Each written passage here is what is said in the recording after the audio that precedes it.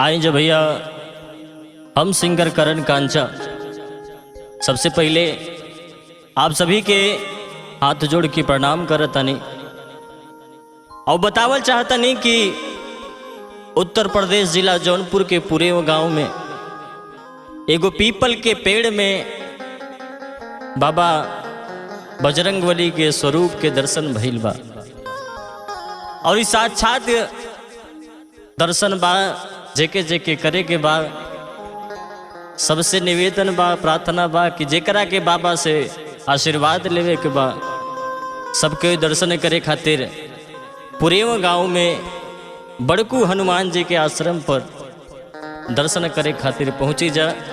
साक्षात बजरंगबली के स्वरूप पीपल के पेड़ में प्रभु के दर्शन भइल बा और आई गीत के भाव से आप सभी के दर्शन करावत तने कैसे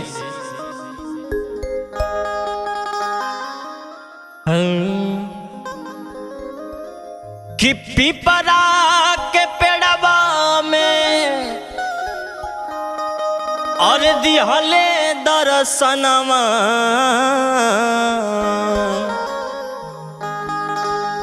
अरे पीपरा के पेड़वा में और दिहले दर्शनमा बड़कू हनुमान जी के जय हो।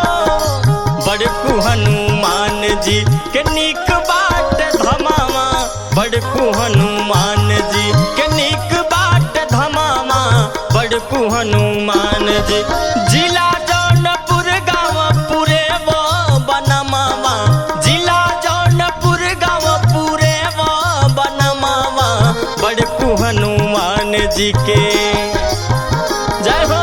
बड़कू हनुमान जी के नीक बाट धमामा बड़कू हनुमान जी के नीक बाट धमामा बड़कू हनुमान जी के अरे जय जय सिया राम जी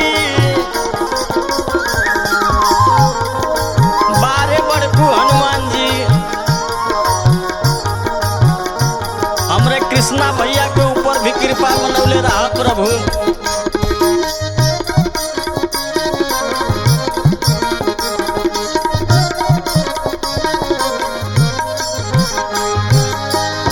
और कहेंगे बा संकट कटे मिटे सब पीरा जो सुमिरे हनुमत बलबीरा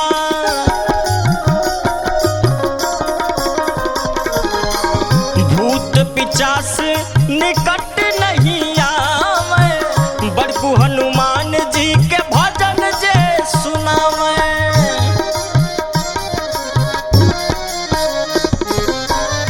और कहेंगे बा देख देख छवि उहाँ देख देख छवि उहाँ हर से लमनवा बड़कू हनुमान जी के अरे बड़कू हनुमान जी के नीक बाट धमामा बड़कू हनुमान जी के नीक बाट धमामा बड़कू हनुमान जी के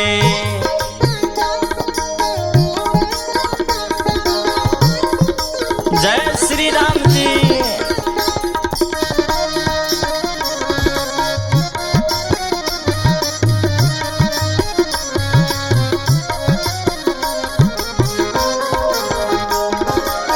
बारे भगवान जय हो बड़कू हनुमान जी। और कहेगा बा कि जे राम जी के दास बा उनकर दास खुदे रामदास जी हवे बाबा के खातिर कहेंगे बा राम के जे दास उनके दास रामदास हो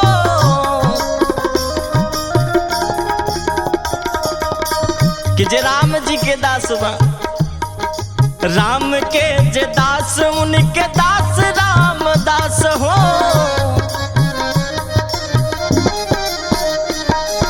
बड़कू हनुमान जी पे उनके विश्वास हो